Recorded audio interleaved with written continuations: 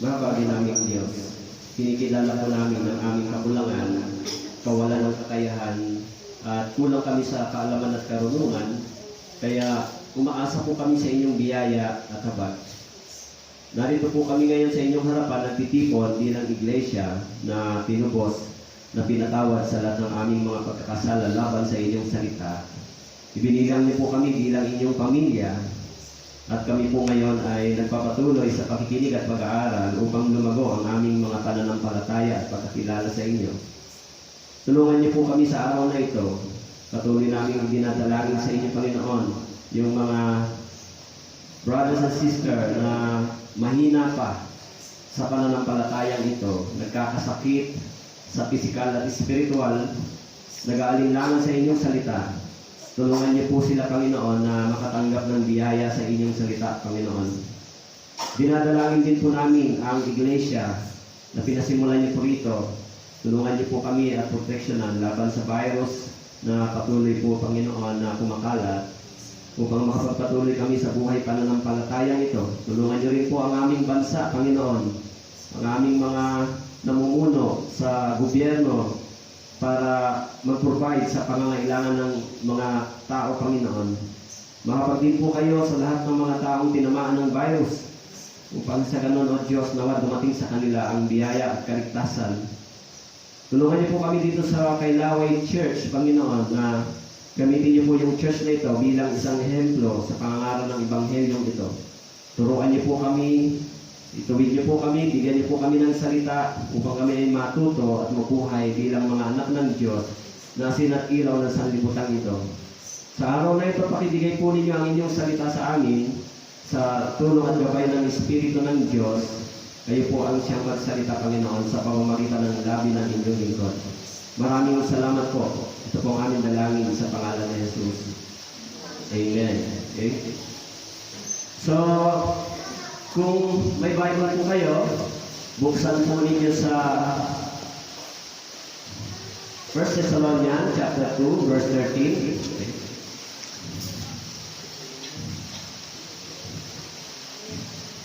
Okay, 1 Thessalonians chapter 2, verse 13. Kung wala naman po kayong Bible, ay pwede po kayo tumingin dito sa screen. For the meantime, sa mga walang Bible.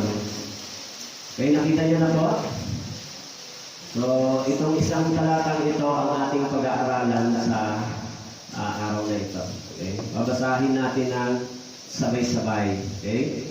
So, 3, 2, 1. At kami ay patuloy na nagpapasalamat sa Diyos na nang inyong tanggapin ang salita ng Diyos na inyong narinig sa amin, ay inyong tinanggap iyon hindi bilang salita ng mga tao, kundi ayon sa katotohanan, ay bilang salita ng Diyos na gumagawa naman sa inyo na sumasampalataya. Okay? Ito po yung salita ng Diyos. So si Pablo, okay, dito sa Thessalonian Church, okay, meron siyang pagpapasalamat sa Diyos. Bakit po? Dahil sa pagtanggap ng mga taga-Thessalonian believer sa kanyang ipinangaral. Okay? Kaya may binanggit dito na dalawang salita. Salita ng tao at salita ng Diyos. Okay? Magkaiba po yung salita ng tao at salita ng Diyos. Bakit nagpapasalamat si Pablo? Bakit siya nagpapasalamat sa mga Thessalonian believer? Sinasabi niya rito, yung salita ng Diyos ay tinanggap nila hindi bilang salita ng tao. Yung iglesia ng Thessalonica, parehas lang po yan sa church. Iglesia ng Kailaway. Okay? Kung yung salita nito ay tinatanggap natin bilang salita ng Diyos, ito ay nagiging makapangyarihan sa atin. Dahil yung salita ng tao, wala pong magagawa sa atin. Di ba? Yung mga moral ethics o moral values, binabago lang ito yung ating pag-uugali, pagkatao, pero ang ating espiritu ay hindi nito natuturuan. Okay? Kaya sinabi rito, kami ay patuloy na nagpapasalamat sa Diyos. Kaya paano ba tayo nagpapasalamat sa Diyos? Okay? Kaya yung topic natin ngayon ay ang salita ng Diyos na gumagawa sa inyo. Kailangan ang salita ay gumawa sa loob ng iglesia, ng church. Yung salita ng Diyos. Hindi pwedeng ang salita ng Diyos ay powerless sa church. Kailangan yung kapangyarihan ng salita ng Diyos ay gumawa sa mga taong nakikinig. Kasi doon tayo magkakaroon ng transformation. Di ba? Kaya medyo may konting worried ako si church. No? Ilang beses na ako nakapagtanong sa mga parents dito, pagdating sa personal na pagkaunawa sa kaligtasan ay kailangan maging detalyado po ito sa inyo. Kasi yung kapangyarihan ng salita ng Diyos ay gumagawa sa pamamagitan ng Espiritu ng Diyos.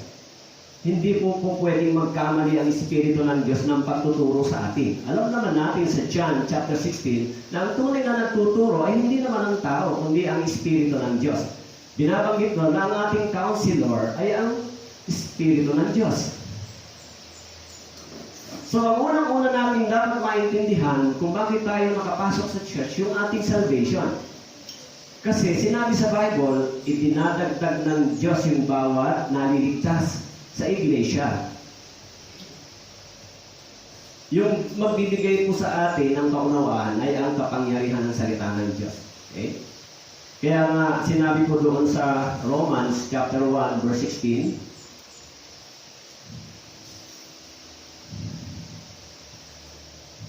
Romans chapter 1 verse 16,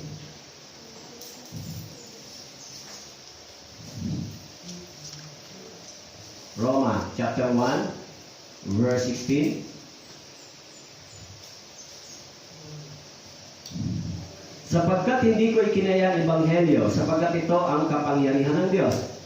Ito ang kapangyarihan ng Diyos para sa kaligtasan ng bawat sumasampalataya. There is a power inside the words of God.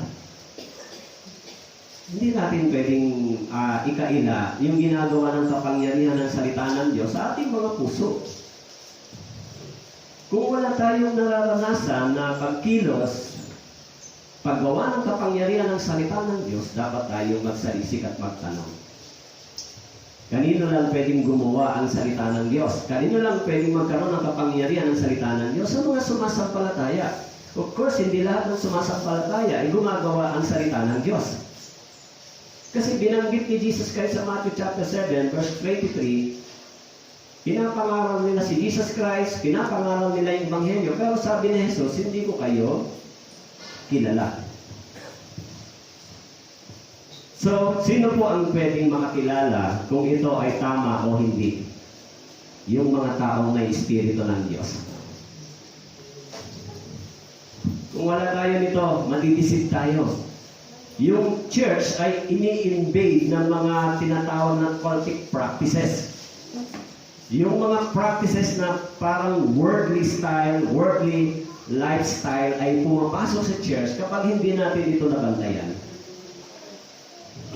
Kaya yung tinatawag na separation o sanctification, tayo ay inihiwalay ng Panginoon. Inihiwalay tayo ng Diyos sa tinatawag na sistema ng sanlibutan ito. Hindi na tayo katulad ng mga taga-sanlibutan, di ba? Nabubuhay pa ba tayo katulad ng mga taga-sanlibutan? Hindi na tayo dapat mabuhay sa katulad ng ginagawa ng mga taga-sanlibutan. Kaya yung mga practices na ginagawa ng mga taga-sanlibutan, kapag nakapasok sa loob ng church, mawawasak po yung church, unti-unti. Yung fellowship, yung holiness, yung righteousness ng church, unti-unting mawawasak.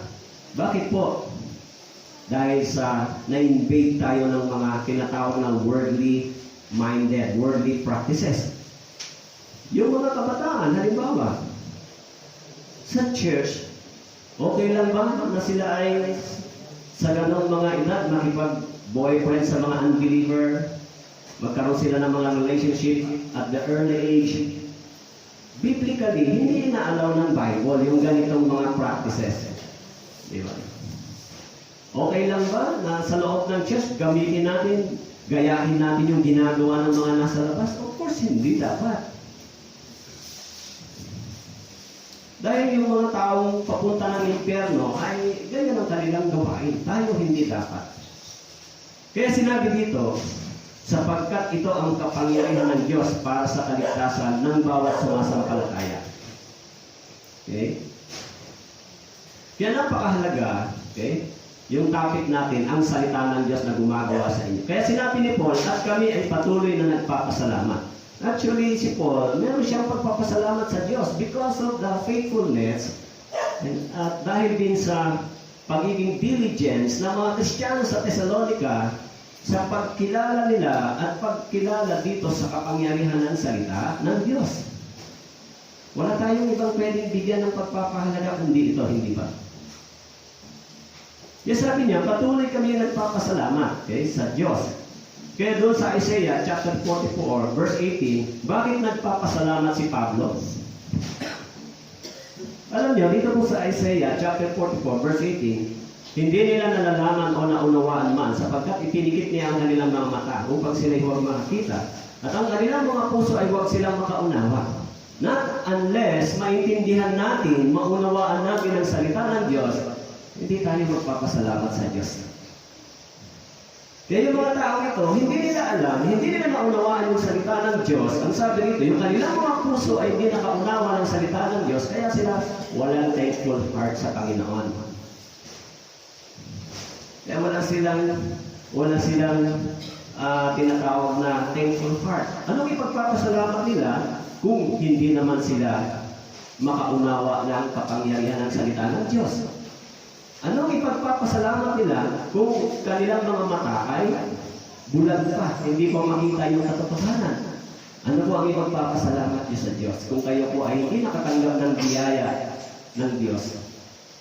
Meron ba kayong ipagpapasalamat sa Diyos kung hindi nyo natanggap yung kaligtasan ninyo? Sasabihin natin, salamat sa Diyos kasi tumanggap kami ng mga material na bagay. Actually, yung mga material na bagay, lilipas din sa inyong mga kamay.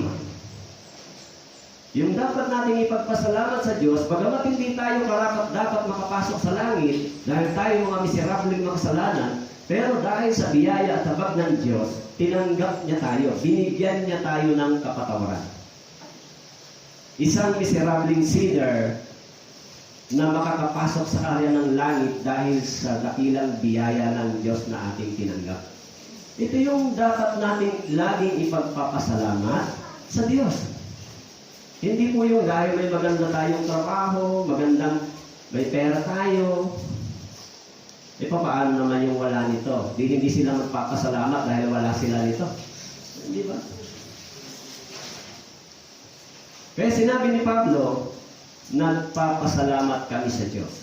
Kaya sila nagsasakripisyo dahil sila ay tumanggap ng biyaya ng Diyos. Kaya sila gumagawa para sa Panginoon, nagsisikap, nagsasakripisyo, tumanggap sila ng dakilang biyaya. Isang miserableng makasalanan na tumanggap ng kapatawaran mula sa Diyos, yung kasalanan na nagawa natin ay natapos sa harapan ng Diyos, sa pamamagitan ng dugo ng ating Panginoon, ang lahat ng ating mga kasalanan ay nilinis at pinatawad, bagamat hindi tayo karapat-dapat, pero dahil ang Diyos ay kayang gawin yung mga bagay na hindi kayang gawin ng tao.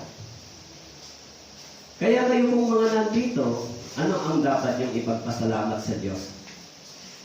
Bakit nyo kailangan magsakripisyo? Bakit kailangan nating magsikap lumakad at magsakripisyo para sa church?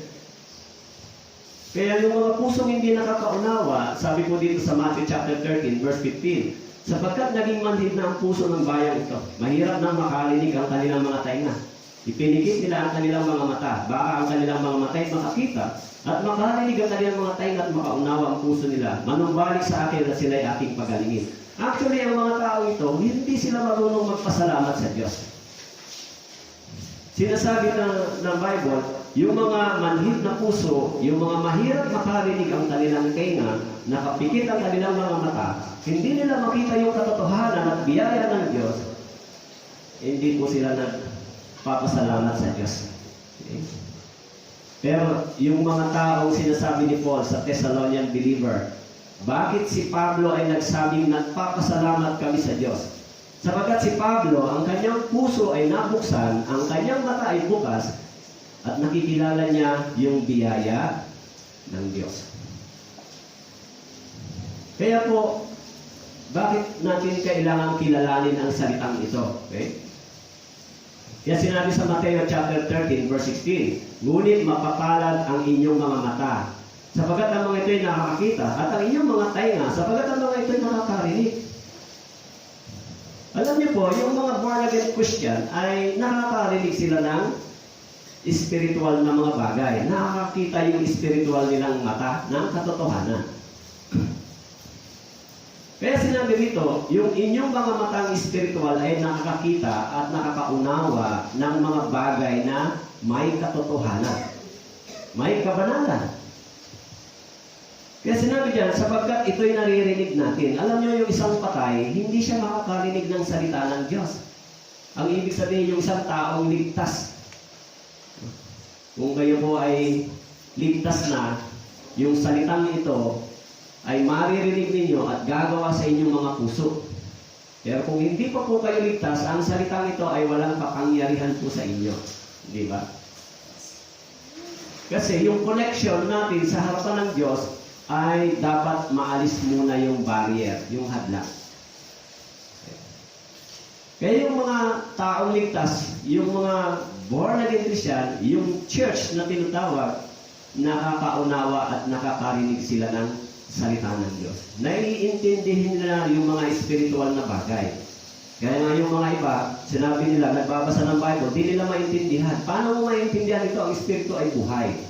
Hindi pwedeng basahin ng mga patay ito. Kailangan buhay ang pumasa nito. And the spirit is life. Tama po? Kaya, simula po nung dumating ako dito, nagka-counseling ako. Panay ang tanong ko, save na ba ho kayo? Save na ba kayo? Mahalaga po yung question na yon. Kasi doon ko malalaman kung kayo ba ay lalago o hindi. Paano lalaki ang isang patay? Paano lalaki at lalago ang isang patay? Still is death spiritually.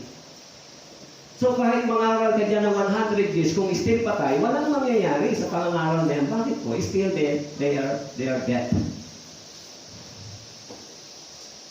Kaya yung mga taong patay spiritually, kahit aralan mo yan ng 100 years, hindi yan mabubuhay.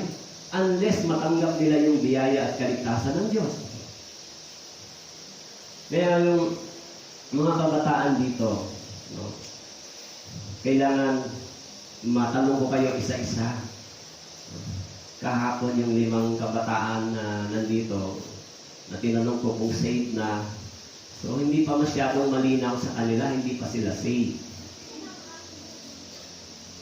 Dapat ma-aware po tayo sa ganitong situation ng church. Kasi, kung hindi pa sila ligtas at hindi pa malinaw ang salvation, paano lalago ang church? Paano dadami o lalago yung spiritual nila, magmamature sila? Paano? Yan ay hindi po birong gawain. Alam niyo po ba hindi birong gawain na maraming makikita ka sa loob ng church na hindi pa nila masyadong naunawaan yung kaligtasan? Kasi kapag ganito, papasok talaga yung mga worldly minded, worldly style. No? Kaya ho, thankful naman ako dahil faithful naman yung mga tinatanong ko. O save ka na ba? Hindi pa. Maging honest po kayo sa pagsagot. Huwag po kayong mahiyang aminin kung hindi pa. Bakit po? Baka mamatay po kayo at umahulog bigla kayo sa kamatayan. Haharap kayo sa Diyos, so mahulog kayo sa kahatulan ng Diyos, hindi ba? Kaya dapat, bago umalis sa mundong ito, meron tayong 100% assurance na ang salita ng Diyos ay dumating sa atin at nagbigay ng pagkaunawa sa ating kaligtasan. Wala naman tayong ibang purpose kung bakit ipangaral ng Ebanghelyo kundi para maligtas ang kaluluwa ng tao. Meron pa bang iba? Wala nang iba.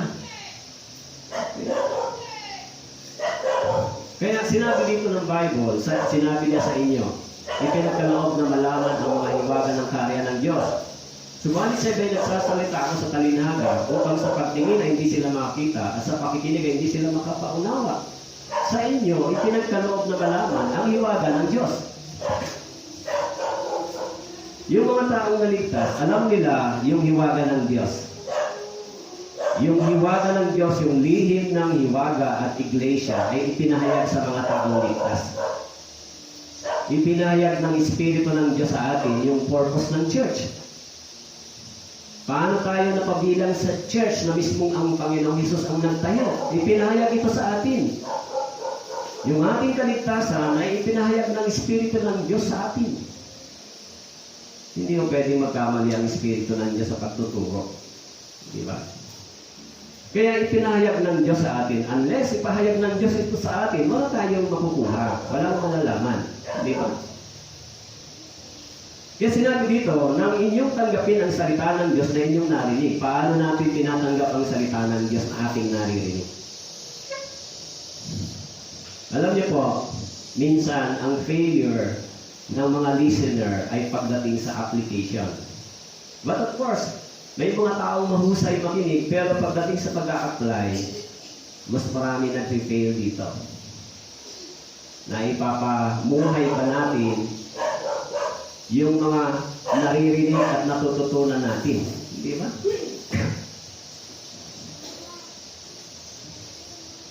Kaya sabi ko dito sa Isaiah chapter 6 verse 8 hanggang 10, narinig ko ang tinig ng Panginoon na sa akin, sinong susuguin ko at sinong hahayo para sa atin?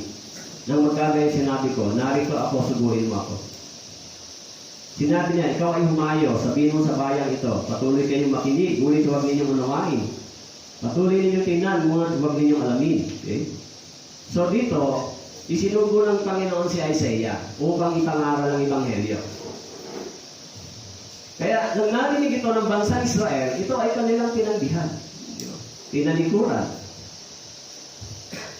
Kaya dahil sa kanilang pagtanggi sa salita ng Diyos, alam natin kung ano ang nangyari sa kanila. Pinarusahan sila ng Diyos. Itinapon sila sa iba't ibang panig ng mundo. Dinisipulina sila ng Diyos.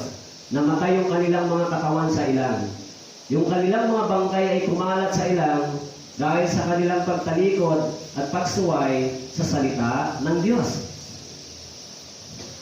Kaya, akala niyo ba ang mga taong sumasalungat sa salita ng Diyos ay magtatagumpay? Kaya sinasabi ng Biblia, sinong kayang makapangatwiran at makalaban sa kanyang sariling manlilikha? Tayo ay nasa ilalim ng kapangyarihan ng salita ng Diyos.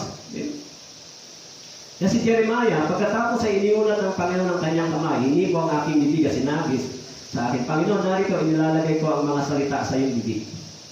Tingnan mo, inilagay kita sa araw na ito sa ibabaw ng mga bansa at ng mga karian, upang bumunot at magpabagsak, upang bumuksa at magwasak, upang magtayo at magtayo. Alam niyo po, sinabi ng Panginoon kay Jeremiah, you have the power because my word is within you or is in you. Binigay ng Diyos yung salita sa kanya and meron siyang kapangyarihan.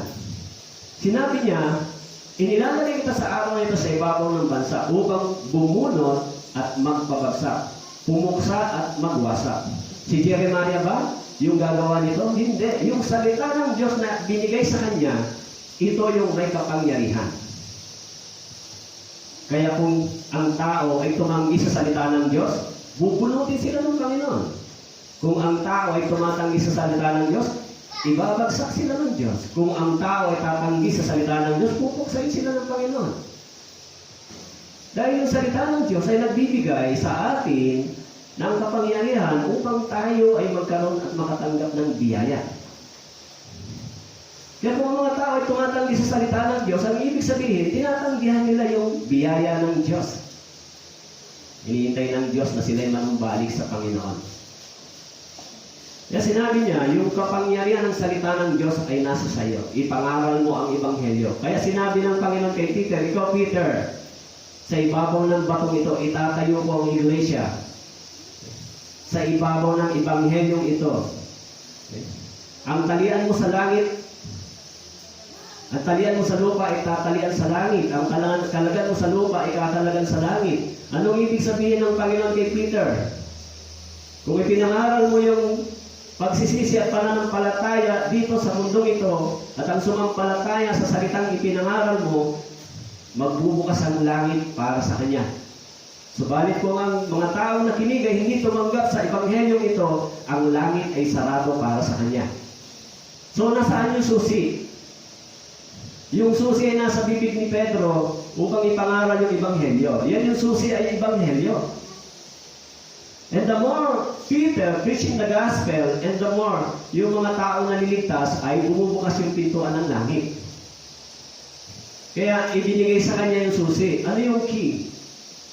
Yung gospel, yung words of God. Dahil kung ang salita ng tao ay hindi po kayang magbukas ng puso.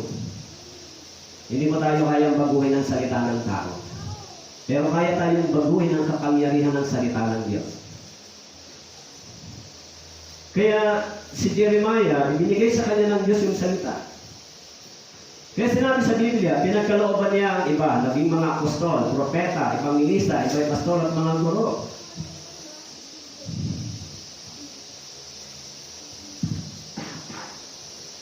So sila yung mga taong itinalaga ng Diyos. But of course, in our present day, sa ating panahon, maraming mga false apostle, false prophet, false evangelists, and false pastors, and false teachers. Sinabi ng Bible yan, in the last days, there are many false prophets and false pastors, false teachers, and false evangelists in the last day. At yung last day ay sa ating panahon. Kaya kung tayo ay walang tinanggap na Espiritu ng Diyos, ang mga false pastors and false teacher, false preacher na nangangaral, tayo po ay mahuhut nila. Dahil sa husay ng kanilang mga titik, dahil sa husay ng kanilang mga ulo, sa mga biblical na knowledge, dahil sa husay nilang magsasalita, kaya ang mga tao ay weak sa biblical knowledge, nahuhuk sila dito.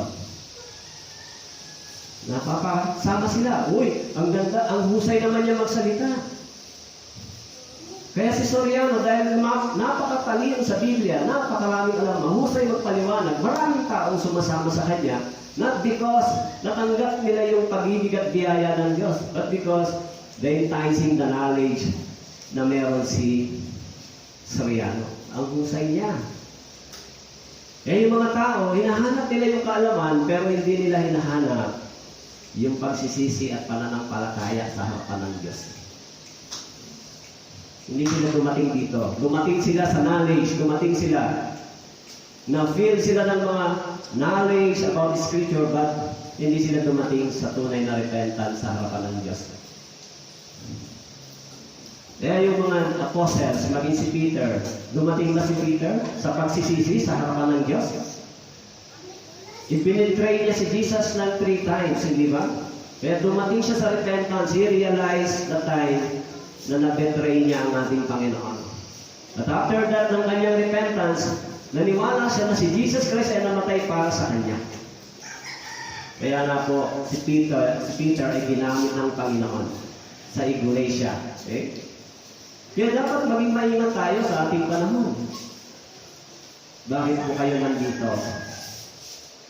Nandito ba kayo dahil dito nyo naintindihan yung malinaw na kaligtasan, yung biyaya ng Diyos? Kung ito po ang inyong dahilan, kayo po ay dinagdag ng Diyos sa kanyang iglesia, sa church. Pero kung hindi po ganito ang inyong kaisipan, pag mag-rapture, may iwan po kayo papaano. Nakasama kayo sa church dahil gusto nila, hindi kayo nakasama na involved sa church dahil dinagdag kayo ng Panginoon, naunawaan niyo yung banal na dugo ng Panginoon na siyang lumini sa inyo. Kung hindi po ito ang inyong pagkaunawa, maiwan po kayo pag dumating ang Panginoon. Pag nag-rapture, iwan kayo. Pag naiwan po kayo, wala na po kayong chance. Paano pa? Yung kaligtasan ay hindi po pwedeng pekein. Yung kaligtasan dapat ay genuine. Okay? Kaya yung gawain ng mga tagapangaral upang ihanda ang mga banal. Okay? Ihanda ang mga banal. Yung salita ng Diyos ay naghahanda sa atin sa gawain ng paglilingkod at sa ikatitibay ng katawan. Kaya sinabi ni Pablo, nagpapasalamat ako sapagkat ang salitang itong dumating sa inyo ay tinanggap ninyo hindi bilang salita ng tao, kundi bilang salita ng Diyos. Salita ng Diyos. Kaya yung kapangyarihan ng salita ng Diyos, sinabi diyan, yung gawain ng salita ng Diyos ay upang ihanda tayo sa pagdating ng ating Panginoon. Naghahanda ba kayo sa pagdating ng Panginoon? Yan ang gawain ng salita ng Diyos. Kaya sabi diyan, upang ihanda ang mga banal sa gawain ng paglilingkod. Sa paglilingkod sa Diyos, upang ihanda tayo sa pagdating ng Panginoon. Darating bang muli ang Panginoon? Sa pagdating ng Panginoon, ang unang kukunin ay yung church, yung iglesia, yung kanyang tinubos. Katulad sa panahon ni Noe, hinayaan ng Panginoon na ang pamilya ni Noe ay makapasok sa loob ng ark para sa pagdating ng judgment sila ay maligtas. Pero lahat ng mga nasa labas ng ark na ito ay nakahamak at namatay sa judgment ng Diyos. Pero yung family ni Noe ay naligtas dahil sila ay sumampalataya sa salita ng Diyos si Noe. Nakatanggap siya ng biyaya ng Diyos. Katulad din sa ating panahon, yung church ay pinipreserve ng Panginoon. Yung mga ligtas na tao, sa pagdating ng Panginoon, kukunan sila bago isagawa yung tinatawag na judgment for 7 years. 7 years is a grace period for the Israel. Before 7 years is a period of grace period for the Gentiles nation. This is the time when Gentiles nation ay nasa-save while yung bansang Israel ay hindi pa sumasampalataya sa Messiah na dumating. Kaya ito yung grace period ng mga Gentiles. Tayo. Kaya sinabi ni Pablo, nagpapasalamat ako sapagkat yung salita ng Diyos ay tinanggap ninyo hindi bilang salita ng tao. Kaya kung kayo po ay napunta sa church, wala po kayong natutunan, di po kayo nakapakinig ng maayos, anong gagawin niyo po pag uwi niyo? Ay, mga pumupunta sa church, di ba? Magsisimba lang, tapos uuwi. Anong bunga ng salita ng Diyos? It is useless. Dapat pagdating sa salita sa church, ma-benefits natin yung words of God. Bakit tayo pupunta sa church? Because of the words of God. Hindi ba? Kung hindi kayo nakatanggap ng biyaya sa salita ng Diyos, anong natatanggap niyo sa church? Yung pinakamahalagang natatanggap natin sa church ay tinatawag na ano? Sinabi ni Pedro na meron talaga sa church na dapat tayong natanggap. Hindi material na bagay. Hindi ba? Una, sabi ko rito, gaya ng mga sanggol na bagong sila, mitin niyo malinis na espiritual na gatas.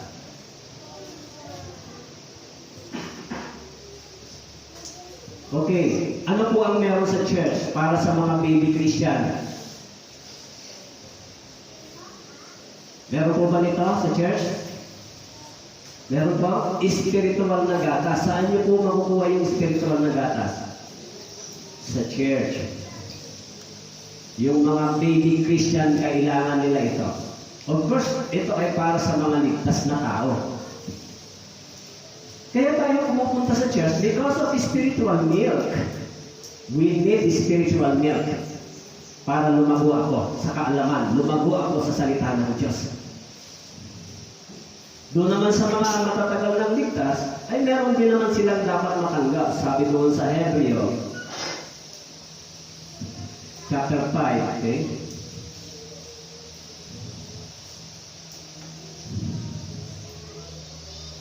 Sabi ko rito sa verse 14, ngunit ang pagkain matigas ay para sa mga nasa usunggulan na. Dahil sa pagsasagawa ay nasanay ang kanilang mga pandama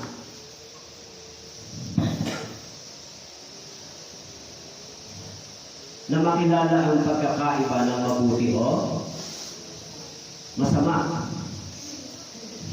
Para sa mga mature Christian, para sa mga lumago, para sa mga matatagal na sa church, dapat natidiscern na natin yung pagkakaiba ng mabuti at masama. Kung hindi tayo nagkakaroon ng ganitong pagkaunawa, baka hindi natin alam, ang ginagawa natin ay kasamaan pa rin.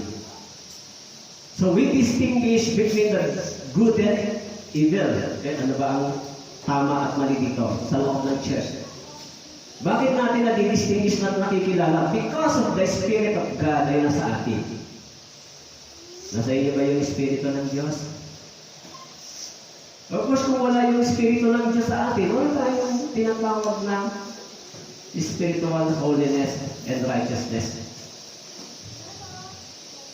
Pero kung kayo po ay hindi nakakaintindi ng ganitong mga bagay sa Biblia, sa salita ng Diyos, kung kayo po ay hindi nagiging malalim sa inyong mga puso ang mga salitang ito, so, paano po kayo napipig? Paano po kayo nag-grow spiritually?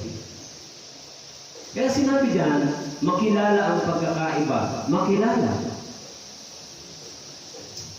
Pag sinabing makilala, meron kang wisdom, meron kang knowledge to distinguish between the differences of two things. Sabi dyan, o ano ba ito? O ano ba ito? Bakit po? Kasi yung diablo ay deceiver. Sino po yung target na i-deceive ng diablo? Yung church. At sino po yung church? Yung mga taong dumadalo dito. Kaya sinabi diyan, dalawang pagkain ang natatanggap ng mga taong pumupunta sa church. Okay? Sapagkat bagaman sa pamamagitan dapat kayo maguro, kailangan mo naman magturo sa inyo ng unang simulay. Kaya nangangailangan ng gatas at hindi pagkain matigas. Spiritual meal para sa baby Christian. Solid food para sa mga mature Christian. Ano ba pagkain niya? Literal ba yan, Pastor? Of course, hindi. Yung ating spiritual meal ay ang Diyos ang nagbibigay. Hindi ba? Kaya sinabi ko rito, ano yung layunin ng Ebanghelyo ito? Hello, you're listening to me. Di ba? Nakikinig mo ba kayo? Nasusundan niyo ba yung pinag-aaralan natin? Kailangan wag masayang yung salita. Tama po?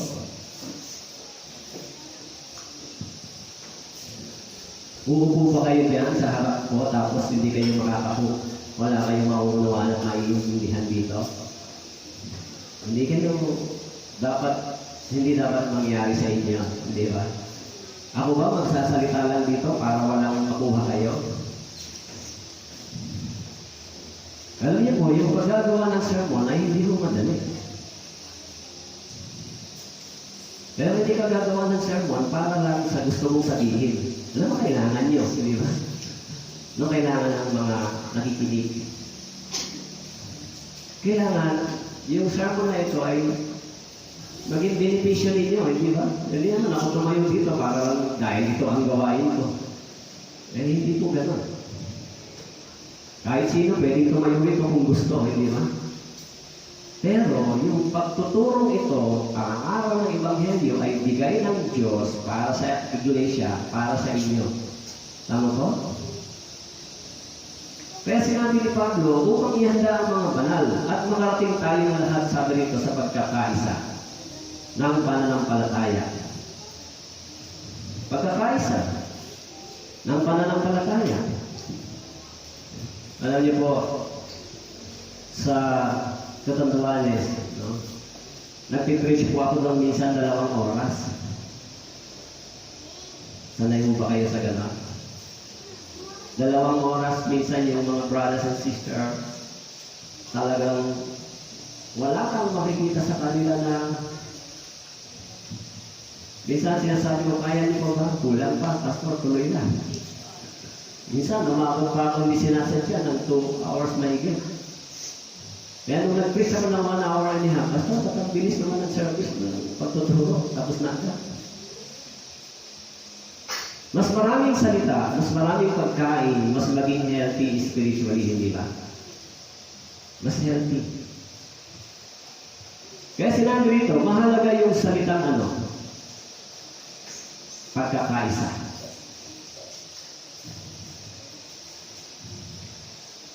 Wala dapat division sa church.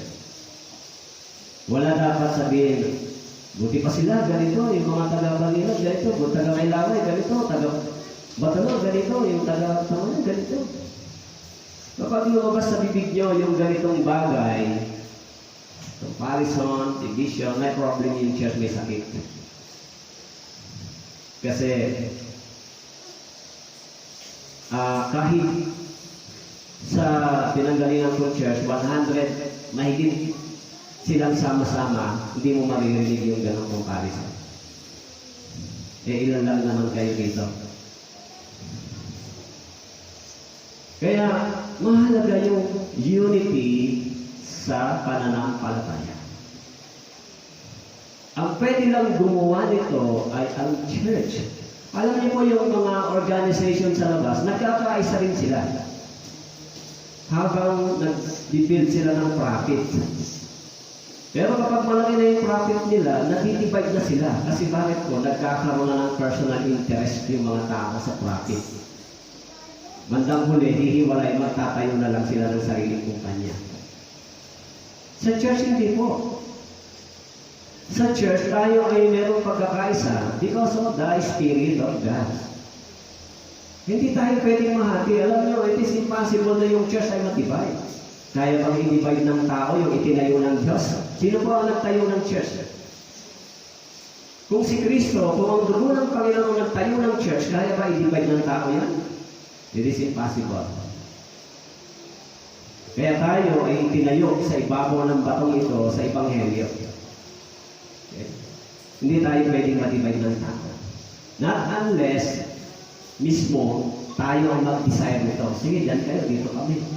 Kaya yan ay gawain ng diablo sa church para humina yung fellowship.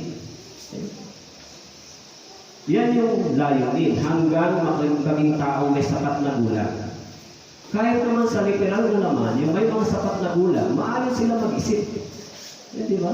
Yung mga medyo mature na, sapat sa gulang, maayos sila mag-isip. Hindi sila nag-iisip bata. Nag-iisip nila maayos sa church. Kaya dito sa church, pag nagkakita-kita ba kayo, nagbabatian ba kayo, oh sister, masaya ba kayo pag nakikita-kita? Pag nagpunta kayo sa church, masaya ba ang puso ninyo?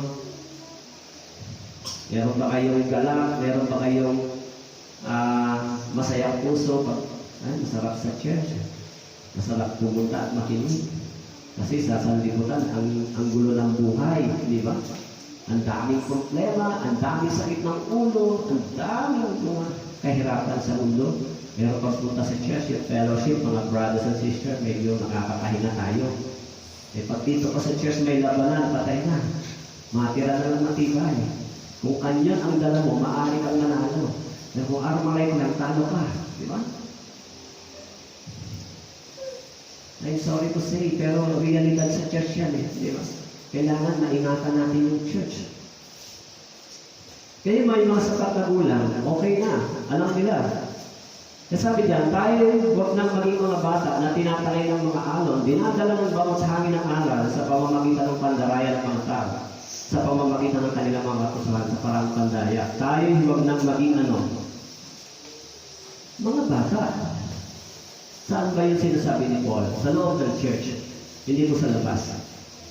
Ang ibig bang sabihin ni Paul, tayo huwag nang maging mga bata. Huwag tayong maging bata. Hindi po physically. Mind, okay? Spiritual mind, okay? Yung pag-iisip natin bilang mga Kristiyano, huwag tayong manatiling nag-iisip na parang bata. Natutunan niyo ba mga laga ng mga bagong ligtas? Natutunan niyo ba magkakain ng mga bagong ligtas? Mag-care ng mga bagong naliligtas sa church? Meron ba kayong ganitong ginagawa? Magpatuloy ka lang. Kayo ba yung nangangalaga minsan sa kanila? Dapat, meron po kayong ganitong puso, encouragement sa iba na mahihina, hindi ba? Kaya sabi diyan, tayo'y huwag nang maging mga bata. Huwag tayong patangay sa mga bagay na alam natin na makakasira. Okay? Kaya sinabi ni Paul, ang aking pananalita at ang aking pangangaral ay hindi sa pamamagitan ng mapang-aakit na mga salita ng karunungan, kundi sa pagpapamalas ng Espiritu at ng kapangyarihan. 1 Corinthians chapter 2, verse 4 and 5, upang ang inyong pananampalataya ay huwag maging batay sa karunungan ng mga tao, kundi sa kapangyarihan ng Diyos. Sinabi ni Paul, ang aking pananalita at ang aking pangangaral ay hindi sa pamamagitan ng mapang-akit na mga salita. Mapang-akit na mga salita. Inakit ba kayo? Kaya kayo nandito? Anong klaseng salita ang tinanggap ninyo? Mapang-akit na salita. Mauhusay dyan yung mga false pastor and false teacher. Anong klaseng mapang-akit na salita? Hindi tayo napunta sa church dahil sa mga magagandang salita, mapang-akit na salita, hindi ba? O, napunta ba kayo sa church dahil nahakot lang kayo, sinusundo kayo? Paano kung wala nang susundo sa inyo? Paano kung wala nang service? Paano kung nasira yung L300? Paano kung walang driver? Paano na? Hinto na rin ang pananampalataya. Ganun po ba yan? Paano kung walang sasakyan? Eh, pastor, walang sundo, di naman kami mag-church. Paano? Inakit ba kayo ng L300? Siyempre hindi. Hindi ba? Kaya ho, sinabi ni Paul, hindi ko kayo inakit ng magagandang salita. Kaya tayo na sa church, natanggap natin yung dakilang biyaya. Yung forgiveness sa lahat ng aking mga kasalanan laban sa Diyos ay napatawad at nalinis. Kaya ako nandito sa church ngayon. Nagsakripisyo si Jesus Christ para sa akin. Namatay siya para sa akin. Dumanak ang dugo niya sa cross para sa akin upang hindi ako mahulog sa impyerno. Dahil sa kanyang kamatayan, naligtas yung kaluluwa ko na hindi mahulog sa apoy ng impyerno. Kaya yan ay may awit, Amazing Grace, hindi ba? Amazing Grace. Napakadakilang biyaya na naintindihan ko na ako ay isang miserableng makasalanan, pero dahil kay Jesucristo, ako ngayon ay isang biyaya ng Diyos na tumanggap, makakapasok sa langit. Yung mga Kristiyano, yung mga mananampalataya sa Biblia, pag binasa po ninyo yung history ng church, no? Si Jesus Christ naglalakad milya-milya kasama ng mga disciples. Yung mga naunang mananampalataya, yung mga 12 apostles, namatay sila sa pamamagitan ng mga karumalduman na kamatayan. Si Peter ay ipinitay ng patiwarik. Yung iba sinipat ng buhay, yung mga mananampalataya sinunod ng buhay sa panahon ni Emperor Nero. Napakaraming Kristiyano ang sinunod ng buhay, pinakain sa leon, pero hindi nila ibininay yung kanilang pananampalataya. Kaya ang ebanghelyong ito ay dumating sa atin. Hindi sila nag-give up. Kung nag-give up sila, hindi tayo binatnan ng ebanghelyo. Ganyan katuwiran ng mga Kristiyano, pag hindi ako sinundo, hindi ako magsisimpa. Paano kung sabihin sa'yo, pag nagsimba ka, ipapakain ka sa leon, baka mas lalo na. Wala na. Hindi bali na lang. Dahil minsan sa mga taga-malalayo din sa Catanduanes, minsan ganyan din ang sinasabi nila, malayo, pastor. Malayo? Bakit sinasabi mong pupunta ka sa langit pero hindi ka makapunta sa church? Alin na mas malayo? Papuntang langit o papuntang church? Saan mahirap pumunta? Sa langit o sa church? Hindi ba mas mahirap pumunta sa langit? Buti nga papuntang church, may sasakyan pa eh. Pero papuntang langit mas iniisip pumunta sa imposible kaysa posible, di ba? That is the reality. Kaya sabi ni Paul, hindi ko kayo inakit. Hindi kayo pumunta sa church dahil inuperan tayo ng maraming bagay. I'm sorry to say yung mga ganito, pero it is the truth, di ba? Ito po yung totoo. Hindi tayo inoperan ng anumang bagay except to the words of God, the grace of God na tinanggap natin. Kaya sinabi ni Paul, hindi ko kayo inakit ng mga salita, ng karunungan, kundi sa pagpapamalas ng Espiritu ng kapangyarihan. Espiritu ng Diyos gumawa sa atin. Espiritu ng Diyos gumawa sa inyo. Sa mga taong ligtas. Ang mga taong makasalanan ay hindi dinirinig ng Panginoon yung kanilang panalangin. So narinig ng Diyos, natanggap natin yung biyaya ng Diyos. Kung gano'n, mapalad tayo. Alam niyo po yung iniisip ng taong mapalad, pag may pera siya, may lupain siya, may magandang bahay, hindi po yan mapalad sa Biblia. Sabi po ng Bible, sa awit,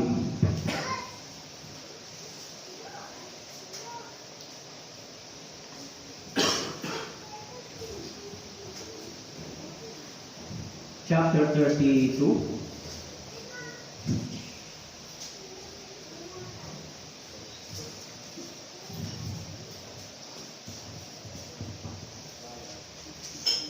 awit chapter 32.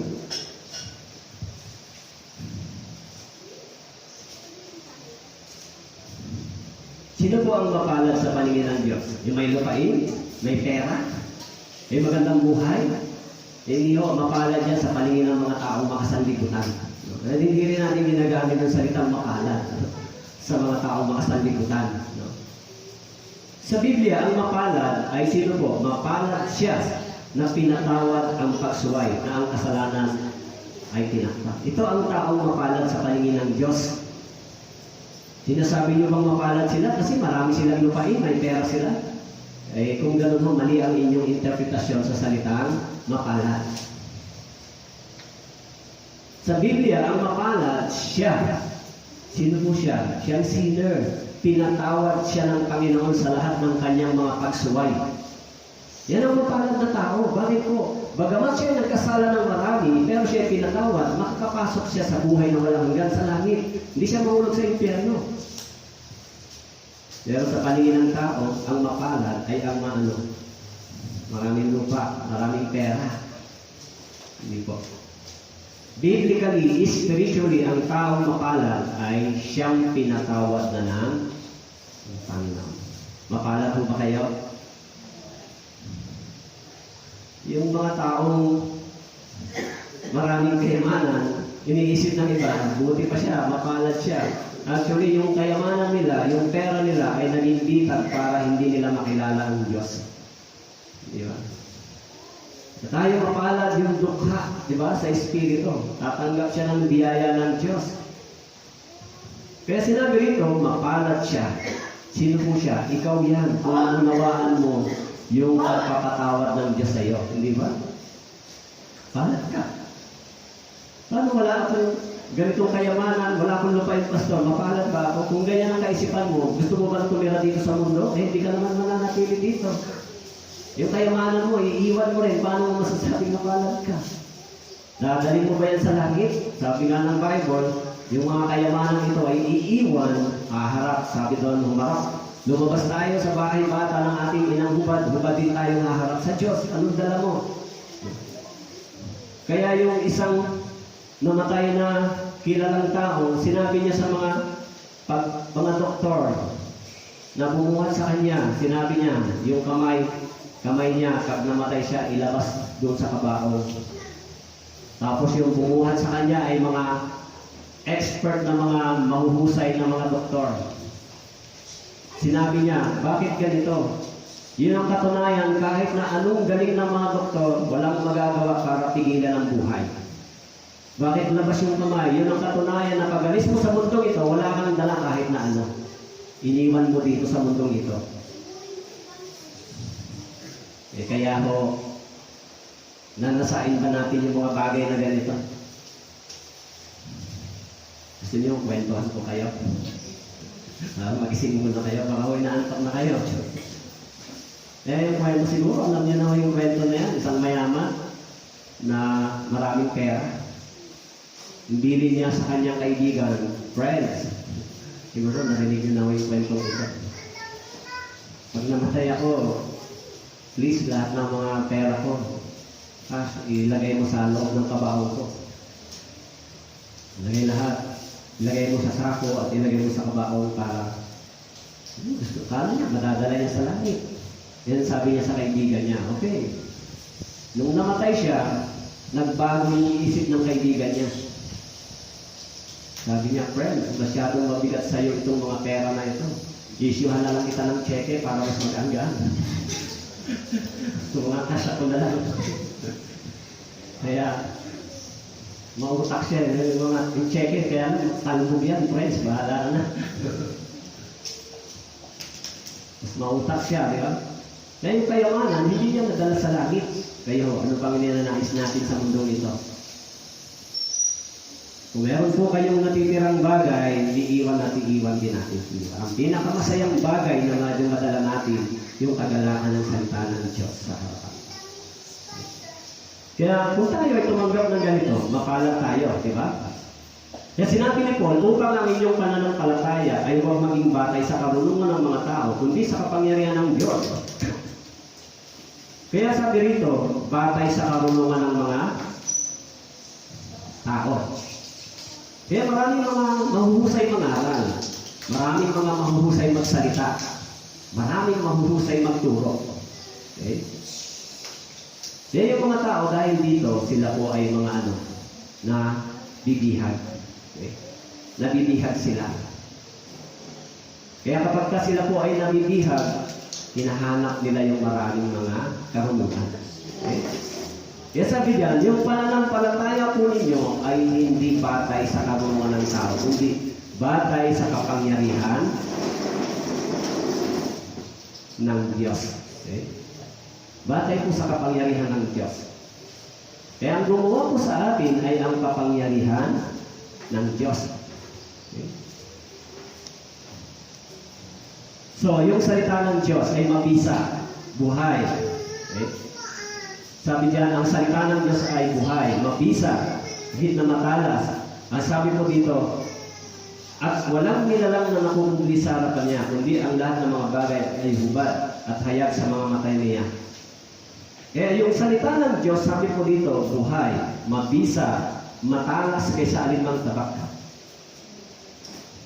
May dalawang talim tumatagos hanggang sa pinaghihiwalay ng kaluluwa at espiritu. Kaya sinabi ni Paul, nagpapasalamat ako sapagkat ang salitang ito ay hindi ninyo tinanggap bilang salita ng tao, kundi bilang salita ng Diyos. Yan po yung tinanggap ninyo, di ba? Kaya sabi diyan, tinanggap ninyo bilang salita ng tao. Okay? Pero, sinabi ng Bible, hindi lahat ng tao ay binigyan ng Diyos ng kapangyarihan o karapatan ipahayag yung Ebanghelyo. Kaya sinaway ng Panginoon yung mga false prophet and false teacher. Ngunit, ang propetang nagsasalita ng salitang may kapangasan sa aking pangalan, na hindi ko inutos sa kanya sabihin o magsalita sa pangalan ng ibang mga Diyos, ang propetang yun ay mamamatay. Kung yung sasabihin sa iyong puso, paano namin malalaman ang salita na hindi sinabi ng Panginoon? Kapag ang isang propeta ay nagsasalita sa pangalan ng Panginoon, kung ang bagay na sinabi ay hindi naganap, hindi nagkatotoo, ang salitang yun ay hindi sinabi ng Panginoon. Ang propeta niya ay nagsalita na may kapangasan, huwag mo siyang tatakutan. Usong-uso yung mga propesya, hindi ba? Prophecy. In my experience, na late, hindi ko masyadong ma-recall kung anong year, no? Naalala niyo ba si Brother Eddie Villanueva? Kumandidato bilang presidente? Ha? Yung prophetessa na nag-prophecy sa kanya ay si Cindy Jacob. Nag-prophecy siya na si Brother Eddie ay magiging presidente ng Pilipinas. Kaya kami ng mga pastor noon ay sumuporta at nagsalita din siya. Actually, nasa comfort zone na ako, sabi niya. Pero dahil tinawag ako ng Diyos para kumandidato bilang presidente, at yung mga tinatawag na programa ng mga bishop doon sa Diyos at Bayan, yan ang kanilang statement. Si Brother Eddie ay tinawag ng Diyos para maging presidente, kaya kandidato siya, supportahan natin siya. Yan yung kanilang mga statement. Pati mga pastora, nagbigay ng mga statement. May nagsabi pa isang pastora sa meeting namin, sinabi niya na, anong sinabi niya naman, parang hindi ako, para sinabi niya, bago ko mamatay, makikita ko na maging presidente si Eddie Villanueva. And then, after election, talo. Paano mo sasabihin na sinabi ng Diyos na ikaw ay mananalo pero natalo ka? Nagkamali ba ang Diyos? Nagkamali ba ang salita ng Diyos? Pag ginamit mo yung sinabi ng Diyos, dapat mangyari dahil ang Diyos mismo ang nagsabi. Kung sinabi ng tao, hindi dapat mangyari.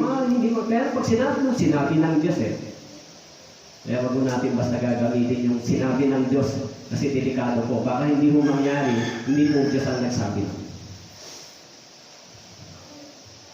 Kayo, nabasa niyo po kayo?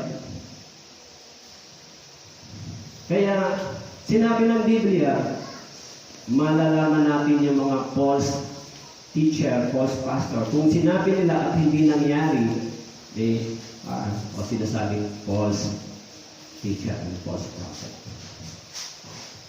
Dapat pag sinabi mong sinabi ng Diyos, mangyari yan. Tama po? Kaya nakakatakot pong statement siya. Okay. Kaya sinabi rito, ang propeta yan ay nagsalita ng may kapangasan. Huwag mo siyang katakutan. Kapag ang isang propeta ay nagsasalita sa pangalan ng Panginoon, kung ang bagay na sinasabi ay hindi naganap at nagkatotoo, ang salitang yun ay hindi sinabi ng Panginoon. Siyempre, sa ating panahon, itong salitang propeta ay ginagamit ngayon na salita. Sorry po, ayaw sumulat dito. Salitang ano po? Salitang pastor. Yung pastor at yung prophet, yung mga apostles, yung mga evangelists, parehas lang ang trabaho nila. Magkaiba lang yung generation, yung term. Anong ginagawa nila? Nangangaral ng iba ngayon. Nangangaral ng salita ng Diyos. Tama po? Kaya, dapat ang church ay hindi matisig ng mga ganitong bagay. Kaya at sa mga propeta ng Samaria, nakakita ako ng kasuklang-suklang na bagay. Sila nagsalita ng propesiya sa pamamagitan ni Baal. Iniligaw ang aking bayang Israel. Kaya sinasabi po, ni Paul, nagpapasalamat ako sapagat ang salitang ito ay itinuring ninyong salita ng Diyos, hindi salita ng tao. Kaya maraming mga nagsasalita na hindi naman galing sa Diyos. Di ba? Ano oras po ba dito? Alas 11 ba? Alas 11 ano po? Okay lang ba sa inyo? Di ba kayo naantok? Pag inaantok na ko kayo, titigil na. Baka naman. Kaya sabi ko rito, ngunit sa mga propeta ng Jerusalem naman, nakakita ako ng kakilakilabot na bagay. Sila'y nangangalan niya, lumalakad sa kasinungalingan, pinalalakas nila ang mga kamay mong gagawang samaan. Silang lahat sa akin ay tulad ng Sodoma at Gomorra. Mga propeta ng Jerusalem, nakita na ang Panginoon na yung kanilang gawain ay kakilakilabot na bagay. Naakay nila ang bansang Israel sa mga maling gawain. Alam niyo po, sa church, mahalaga po yan, di ba? Yung pagtuturo ng mga pastors ay mahalagang maakay ang mga nakikinig sa kabanalan at katuwiran ng Diyos. Sino magtuturo sa inyo? Sino magtuturo sa atin? Nag-aaral ba tayo ng Biblia para lalo tayo maging worse ang pagkatao natin? Nag-aaral ba tayo ng Biblia para mas lalo tayong masamang ugali natin? Pagkatao? Nag-aaral ba tayo ng Biblia para mas dumami ang kaaway natin? Siyempre hindi. Nag-aaral tayo ng Biblia para tayo maging biyaya at katanggap-tanggap, no? Maging ehemplo at maging maayos na patotoo sa ating mga pamilya, community. Dahil sinasabi ng Bible na yung mga Kristiyano ay kinalulugtan ng mga taong hindi mananampalataya. Ginagalang sila ng mga taong hindi mananampalataya. Yung mga Kristiyano, nakasulat po sa lahat. Sa kanila lang ba yun? Hindi ba tayo kasama? Hindi ba kayo kasama doon? Kasama tayo sa church. Kaya nga napakahalaga ng ating role. Eh?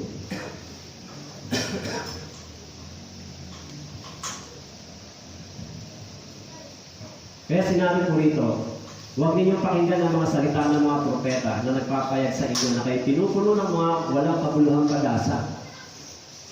Ayun, sabi ko, sa iglesia, sa church, yung mga salita na ating pinag-aaralan ay hindi po walang pakinabang, hindi salita ng Diyos. Ano po? Dapat tayong mahubog, matuto ng tamang buhay Kristiyano pagkatapos ng ating kaligtasan. After salvation, hindi mo alam paano mabuhay bilang anak ng Diyos, tuturuan tayo. Yan, importante yung long-term na pag-aaral patungkol sa buhay Kristiyano. Yan ang mahaba. Yung kapanganakan, once lang eh. Di ba? O pag naligtas ako ngayon, once lang yan. Pero yung pagpapalaki ang matagal, yung pag-aalaga at pagtuturo. Hindi naman pwedeng habang lumalaki sila, mas nagiging worse yung pagkatao nila. Ay, hindi mo pwedeng ganon sa church. Dapat habang tumatagal tayo sa church, umaayos yung pamumuhay natin, bagamat hindi agad lahat. Umaayos yung pag-iisip, umaayos yung sinasabi, umaayos yung pag-uugali. Eh kung pagpunta po natin sa church, hindi po maging ganito, ano po ang layunin ng Biblia sa inyo? Hindi ba? Kung ganon, nagpe-fail yung purpose ng ating Christian life sa pakikinig. Di ba? Nagpe-fail yung words of God sa atin. Kaya sinabi ko rito, sumpain ang tao na nagtitiwala sa tao. Kaya sinabi ron, ito ay tinanggap ninyo bilang salita ng Diyos, hindi salita ng tao. Of course, hindi ibig sabihin kung tayo magtiwala sa tao. Magtiwala tayo sa tao, pero bago tayo magtiwala muna tayo sa Diyos. Pero kung sa tao lang tayo nagtitiwala at hindi sa Diyos, ayan ang sabi, ang puso ay lumalayo sa Panginoon. Mas nagtitiwala sa tao kaysa Diyos. Pag nagtiwala tayo sa tao, lumalayo yung puso natin sa Diyos. Tama po? Pero kung nagtitiwala tayo sa Diyos, iniligid tayo ng Diyos sa mga tamang tao. Dito lang tayo. Binibigyan tayo ng wisdom. Sino ba yung mga tamang tao? Matidiscern natin kung tama ba sila o hindi. Dahil ang Diyos mismo nagbibigay sa atin ng karunungan para ma-discern, ma-determine natin sino ba yung mga tao pwedeng pagtiwalaan. Di ba? Pero kung sa tao lang tayo tumitingin at wala sa Diyos, wala tayong makukuha. Yes. Kaya mapalad ang tao na nagtitiwala sa Panginoon at ang pag-asa ay ang Panginoon.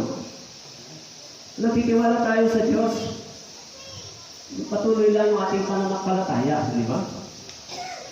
O, yung mga taga-Balilag, medyo mahirap yung papunta sa church. Sa ngayon, I'm sorry, dahil ang service ay diyan na lang sa labas tumadaan. Pero alam nyo, yung sasakyan natin, hindi namang efficient yung gulong yan. Anytime pwede na sumabog yan. Kasi nakita nyo ba, kalbo na yung mga gulong. Kaya minsan, nag-worry din ako kasi baka walang mag-rescue. So sa Catanduanes, wala akong worry. May isang service, dalawang tricycle. Pag yung L300 nag-trouble sa daan, tatawagan mo yung dalawang tricycle driver. Brother, puntahan niyo ako dito. Nasa gitna na ako ng dagat. May magre-rescue, ay dito wala. So paano? Pag nasira yung L3 sa isang lugar, sino tatawagan ko? Walang may sasakyan dito, di ba? Tricycle, rescue. Ang sasakyan dito ay limited lang. Tama po. Kaya kailangan natin ng pananampalataya, mga taga-Manila, di ba? Kung meron tayong pananampalataya, tutulungan tayo ng Diyos. Yung mga mabibigat na bagay at mahihirap, pagagaanin ng Diyos po yan sa inyo. Kasi gusto natin lumapit sa Panginoon. Pagka meron tayong desire lumapit sa Diyos, yung mabibigat na bagay, ginagagaanan ng Diyos. Ganun po ang gagawin ng Panginoon. Siya naman ang nagbibigay sa atin ito. Kaya pakala yung nagtitiwala sa Panginoon. Huwag po kayo mag-worry, anumang bagay, tuloy-tuloy lang kayo, di ba? Eh kung ang katwiran po ng iba, hindi na kami sinusundo sa amin, kaya hindi na kami mag-church, nasaan yung pananampalataya dito? Di ang pananampalataya nakasandig lang sa apat na gulong, hindi doon sa salita ng Diyos. Uusap lang yan pag umusad yung apat na gulong. Eh hindi mali po yan, di ba? Paano walang magdadrive? Paano kung masira yan? Saan tayo kukuha ng pang-maintenance? Actually, pag nagkasasakyan po ang isang church, yung responsible sa maintenance, hindi na po yung mga missionary. Binilihan na nga kayo ng sasakyan, 500,000, sa kanila po ang maintenance. Of course, it is the responsibility of the church. Yan ang rules. Alam mo ba niya? Ganda ng rules. Kapag bumili po ng sasakyan nagbigay, ang sumasagot ng maintenance niya ay ang church. Ganun po. Sa amin, sa katapuan sa ganun. O sige, binili ang kami sa sasakyan, but you are responsible sa maintenance. Hindi naman mo pwede pag nasira, hihingi ka sa kanila, hindi, nakakahiya naman mo yan, di ba? Binigyan na nga kayo ng sasakyan, di wala pa kayong gagawin. Nasaan na yung pananampalataya natin? Tama po? Yung mga Pilipino churches ay may kakayanan naman tumayo pag gusto nila. Hindi ba? O sa katunawalis, wala naman ibang tulong na binibigay ko siya. Kaya tumayo sila sa sarili nilang paa. Last time, gumastos kami ng 40,000 doon sa sasakyan bago iluwas dito. Lahat pinaayos. 40,000. Yun galing sa pera ng church. Gastusan natin yan kasi buhay ang nakalagay dyan. Pagka may nangyari dyan, mas mahal yung buhay kaysa 4K. Di ba? Kaya, dapat turuan ng pagpapahalaga sa mga bagay na ito. Di ba? Kaya, yung mga brothers and sisters na sinusundo sa malayo, maglagay kayo ng latag yan at instead na ipamasahin nyo, ilagay nyo dyan sa lata at para makatulong dyan sa gasolina ng L300. Tama po ba yan? Yan tama, di ba? Kahit yung mga kabataan, matuto sila magpursige. Bakit po? Kung hindi mo sila turuan, papaano pagdating ng panahon sa church? Papaano na? Kawawa naman yung susunod na henerasyon. Kaya yung mga tao na titiwala sa Panginoon, mas mabalat sila. Walang problema dyan. Yung mga kulto nga naglalakad sila milya-milya, pumunta lang sa church. Tayo, mga nagsasabing totoo pa na ng palataya natin. Yung mga Jehovah, kung maglakad milya-milya para lang magbahay-bahay. Mas masigasig sila kaysa sa atin. O yung mga iglesia, di ba? Makita mo yung kanilang sigasig, hindi ba? Mas grabe. Yung mga Kristiyano na born again. Gaano tayo kasigasig? Para kung titignan natin sa panlabas na anyo, mas sila ang makakapasok sa langit kaysa sa atin. Panlabas na anyo lang, di ba? Kasi yung kanilang dedikasyon, yung kanilang ginagawa, ay grabe. Ano po? Yung pagtitiwala nila sa Diyos, mga nakilala nila, ay grabe din. Okay? Kaya the Word of God is spoken in different places, time. Sabi diyan, ang salita ng Diyos ay eternal, magpakailanman. Kaya sa Genesis chapter 1 verse 3, 11 times ginamit yung ang salita ng Diyos, sinabi ng Diyos. Okay? Kaya madalas gamitin sa Old Testament yung sinabi ng Diyos. And now, the word spoke to the church. O yung ngayon, yung salita ng Diyos ay ginagamit at sinasabi sa loob ng iglesia, sa church. Yung Bible. Kaya itong salitang ito ay makapangyarihan. Ano po? Makapangyarihan. Sabi po rito sa 2 Timothy chapter 3 verse 15, kung paano mula sa pagkabata ang iyong malaman ng banal na kasulatan makapagtuturo sa iyo sa kaligtasan sa pamamagitan ng pananampalataya kay Kristo. Ang salita ay ginagamit sa pagtuturo, pagsaway, pagtutuwid at pagsasanay sa katuwiran. Una, yung salita ng Diyos ay nagtuturo, makakapagturo. Kaya hindi pwede hong maituro tayo ng iba patungo sa kaligtasan. Only the words of God will lead us doon sa tamang pananampalataya. Kaya sinabi dito, yung kasulatan din ay ginagamit sa pagtuturo, pagsaway, pagtutuwid, pagsasanay. Kaya dito sa loob ng church, ginagamit yung words of God. Sinasanay tayo, tinuturuan tayo, hanggang sa tayo ay mag-mature at lumago. Kung kayo po ay pupunta dito sa church, wala po kayong makukuha. Dapat, pag pupunta po kayo sa church, mag-pray na kayo. Sabihin nyo, Panginoon, physically, i-ready mo rin ako. Kasi, siyempre, mahirap po ba umupo at makinig yan? Mahirap po, di ba? For 1 hour and a half, 2 hours. Sige, palit na lang tayo. Ano mas mahirap? Magsalita ng 2 oras o umupo? Parehas sila siguro. Hindi. Magkaiba. Kasi pagdating nyo, uupo na lang kayo. Di ba? Ako hindi. Isang linggo mag-aaral. Pagkatapos tatayo ka 2 oras. Di ba? Hindi naman kayo nag-aaral buong linggo eh. Uupo lang kayo pagdating eh. Di ba? So, lamang pa kayo. Buti pa nga kayo. Pwede kayo matulog dyan eh. Ako, hindi ako pwede matulog dito habang nag-preach. Pwede ba ako matulog dito habang nag-preach? Pwede ba? Ano sasabihin nyo? Si Pastor, tutulog-tulog habang nag-preach. Dahil nakakover, may camera pa naman dito.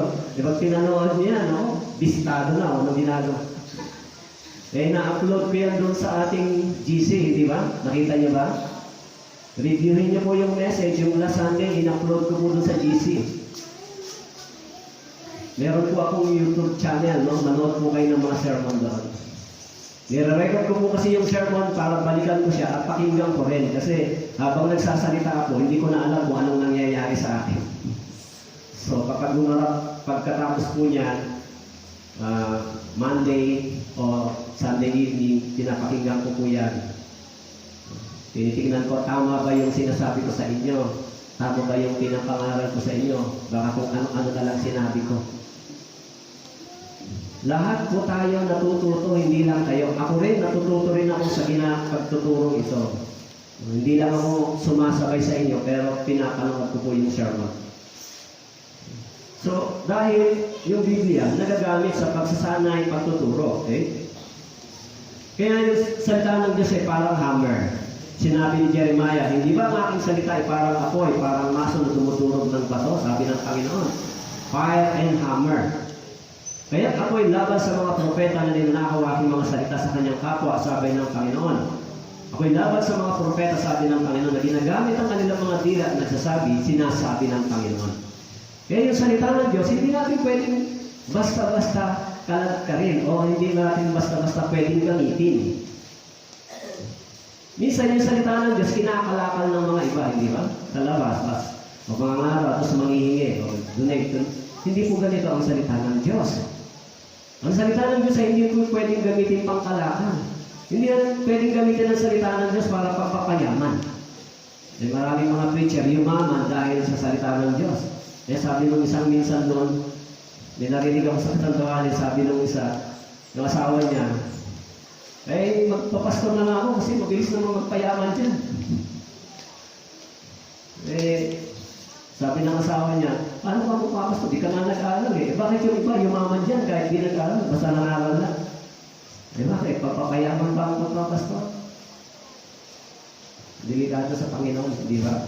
Ngayon, bakit po yung salita ng Diyos ay parang maso?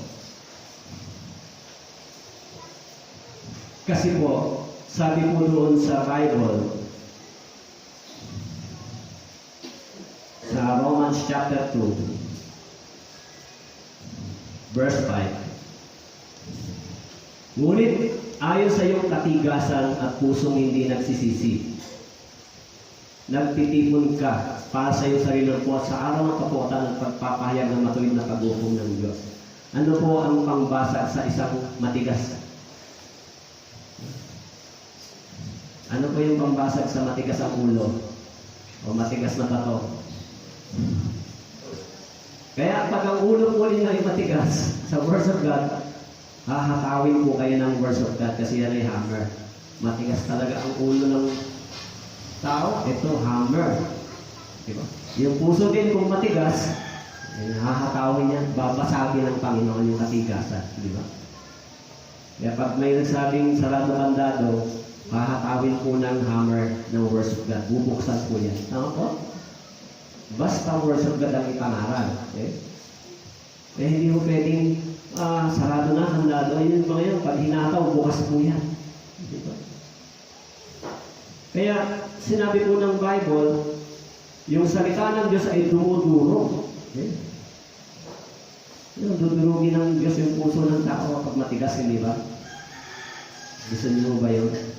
Kung matigas ang puso niyo, gusto niyo ba durugin ng Diyos sa salita? Minsan yung salita ay sumusugat at minsan yung salita ay nagpapagaling. Ako? Siyempre, yan yung words of God. Yan ang kayang gawin sa atin. It is the power of God na nasa atin. Kaya pag sinubukan niyo kung gumawa ng kasalanan, papatayin po kayo ng words of God kapag kayo ay ligtas na. Papatayin po kayo, yung katawan ninyo papatayin. Kapag yung mga ligtas sumubok na bumalik sa kasalanan, papatayin po kayo ng salita ng Diyos. Katulad ng mga Israelita, sinikap nilang bumalik sa Egypt, pinatay sila ng Panginoon sa katawan. Yan ang mangyayari sa mga Kristiyano na bumabalik sa dating pamumuhay, papatayin sila ng words of God. Kaya niyo bang tiisin yung disiplina ng Panginoon? Kaya ba nila? Yung Israel, hindi nila nakaya yung tiisin yung disiplina ng Panginoon. Pinatay sila yung katawan nila, ikinalat sa ilang. Dahil sa katigasan ng puso nila sa words of God.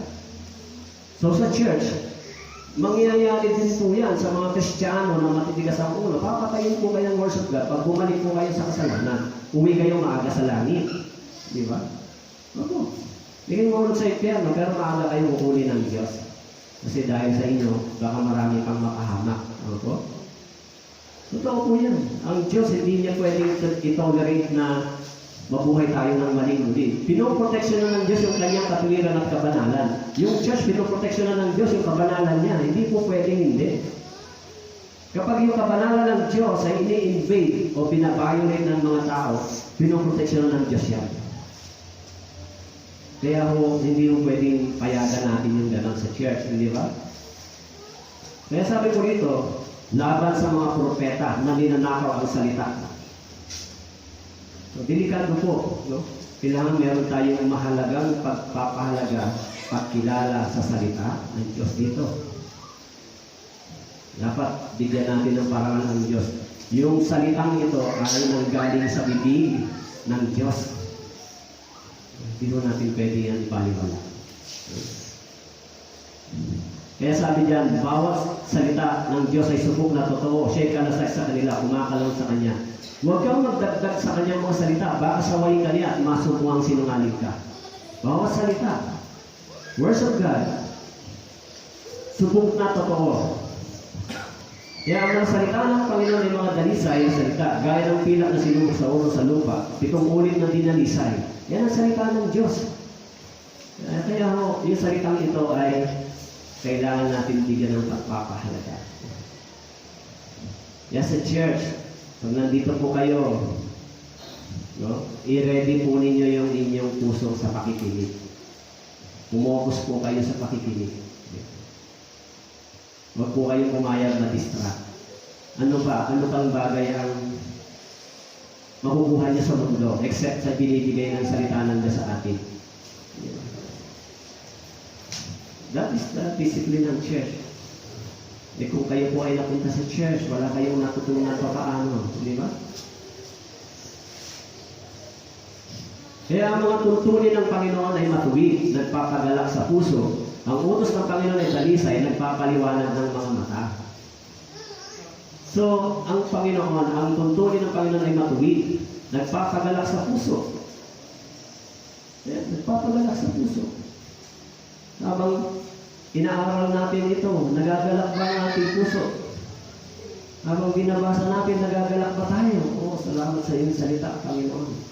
Naiintindihan ko kung ano ang ibig mong sabihin. Kaya kung meron tayo dapat na siguro sa susunod, isasama ko dito sa program yung Bible reading. Yung mga Kristiyano dapat nagbabasa po kayo ng Bible, di ba? So sa ngayon, inayos ko muna yung schedule, but in the following Sunday, try ilagay yung Bible reading. Magsisimula ng Bible reading. Meron mo ba kayo nito? Regular? Siguro ilan lang dito ang nagbabasa. May Bible ba kayo lahat? Sino ko rito na may mga Bible? Taas ang kamay. Lahat kayo may mga Bible? Yung ibang wala pa. O yung Bible niyo po, marami na bang nalikabok? O wala naman, nalilinis naman. Ang ibig ko sabihin, yung maraming alikabok, bihira nyo lang yung binubuksan, di ba? May Bible ako. Salamat may Bible ako, pero nandyan lang siya. Nagtititikan lang kami madalas. Pag nakaisip lang ako magbasa, magbabakasakali pa, ano kaya mabubuksan ko? Pagbukas niya, yung pagitan ng cover, walang nakasulat, walang mensahe ng Diyos. Bago muna. Ganun magbasa. Magbabakasakali, ganun mo ba? Binuksan yung Bible, na-check mo sa pagitan ng Revelation at saka ng book na walang nakasulat, ay sa ngayon, walang mensahe na dito sa akin. Kaya parang, bato-bato sa langit ang mabuksan, ayun na.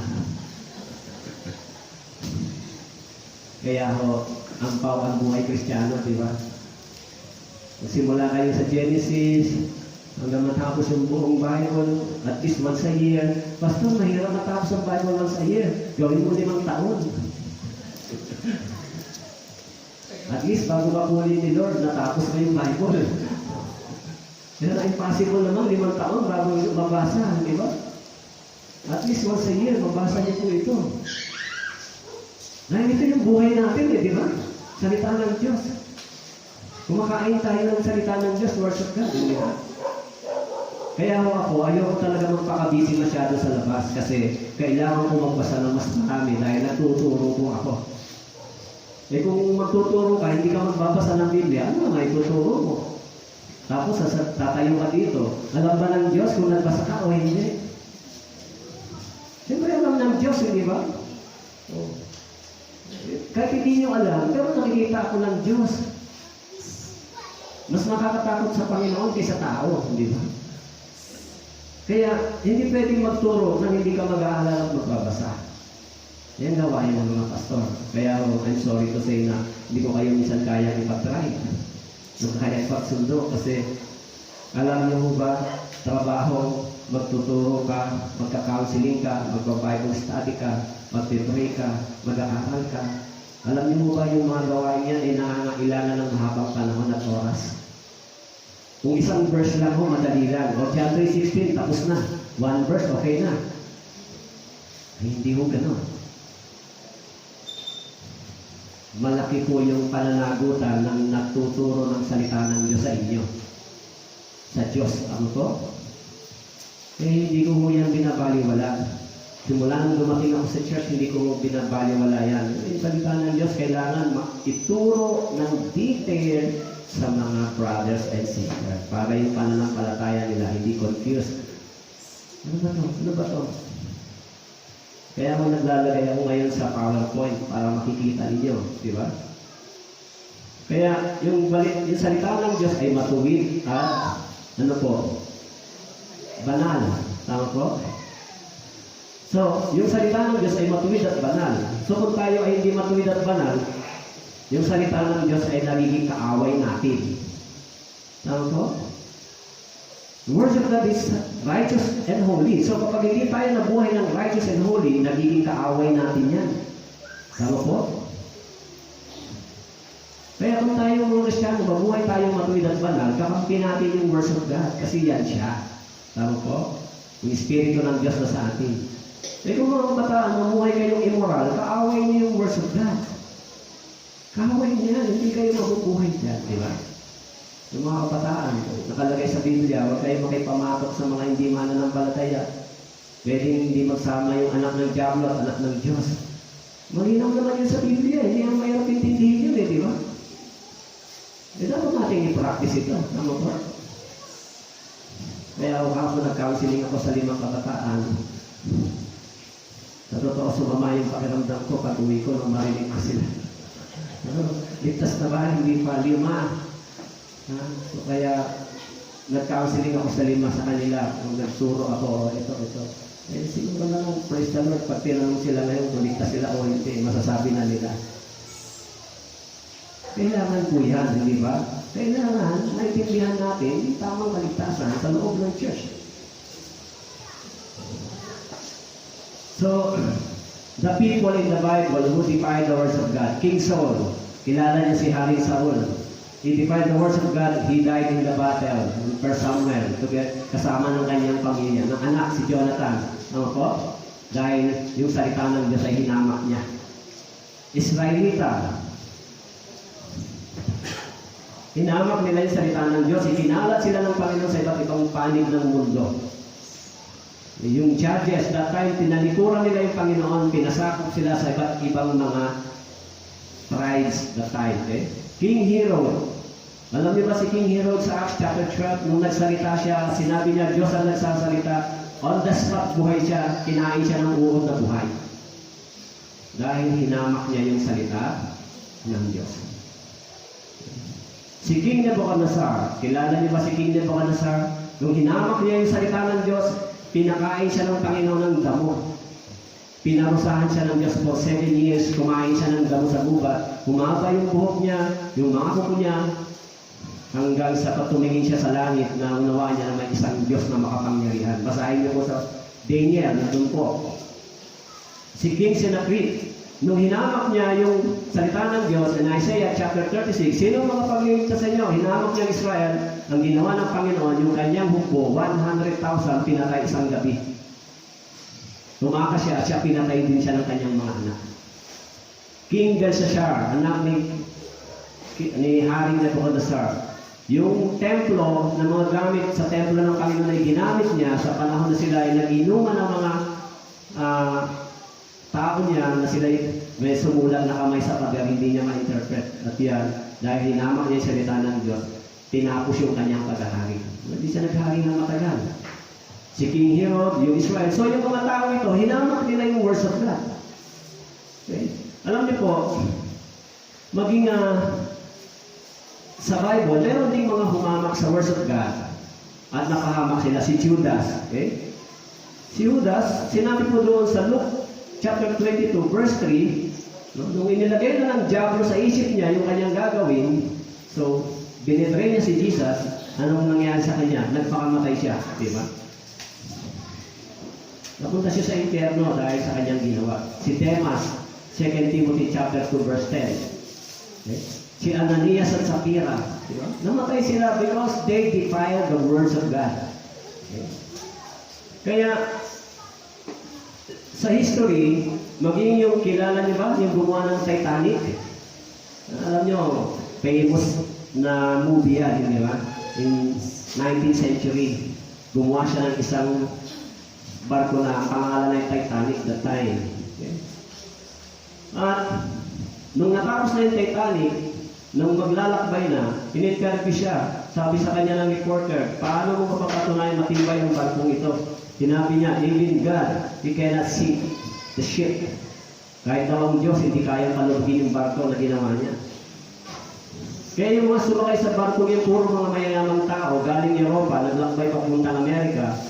So, sa kalagitnaan ng dagat, na bumangga sa isang malaking iceberg, lumubog yung barko.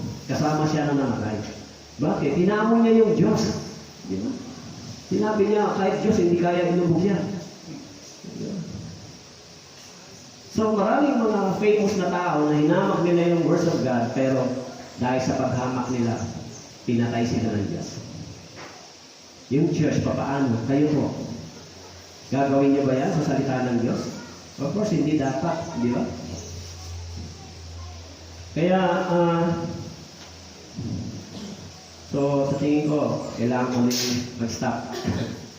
Mahaba na yung sinabi ko. Di ba? Kaya sabi ko rito, basahin mo natin sabay-sabay for the last 3 to 1. At kami ay patuloy na nagpapasalamat sa Diyos sa inyong pinagkapinan sa iba ng Diyos at inyong galing sa amin. At inyong tinanggap ngayon hindi lang sa salita ng mga tao, kundi ayon sa katotohanan ay hindi lang sa salita ng Diyos. Gumagawa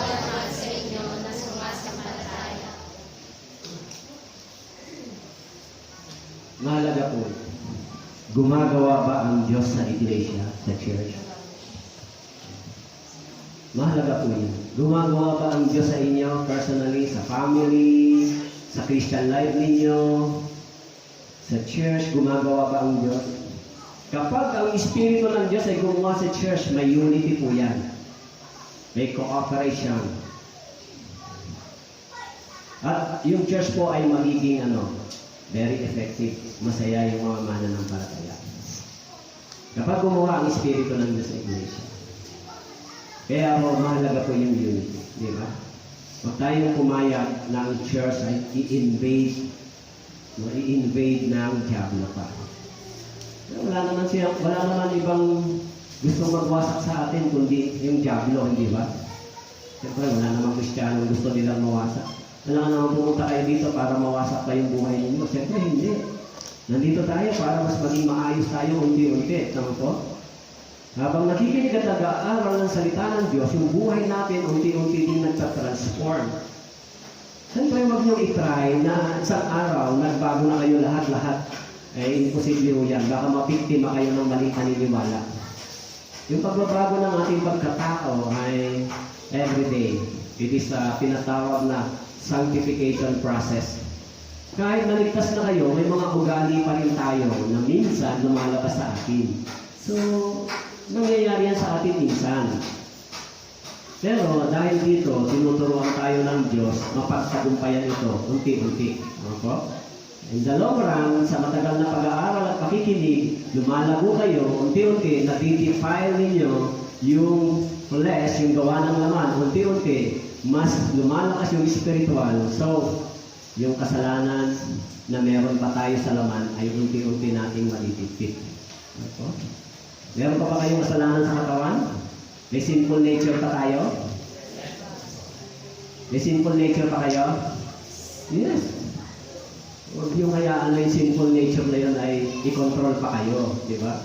Kailangan i-battle at i-defeat natin siya upang sa ganon, yung Diyos ay makagawa sa atin. So, siyempre, alam naman natin yan kung gumagawa sa atin yan di ba? So, sinful nature, tumahimik ka. Sawayin niyo yung sarili niyo, sabihin niyo, ikaw, sinful nature, tumahimik ka.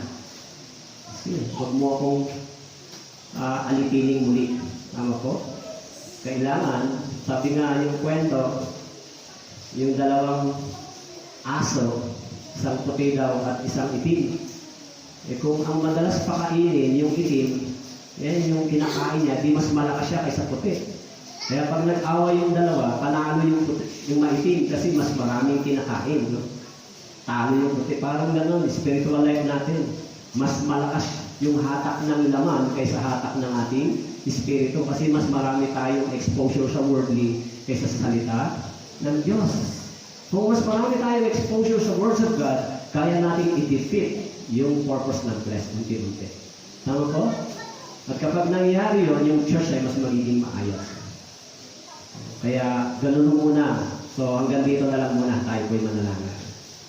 Maraming salamat po Panginoon sa inyong biyaya sa amin at sa inyong mga salita. Pagpalain niyo po ang patuloy na fellowship sa lugar na ito. Nasamahan niyo po kami. Ito po ang aming dalangin sa pangalan ni Jesus. Amen.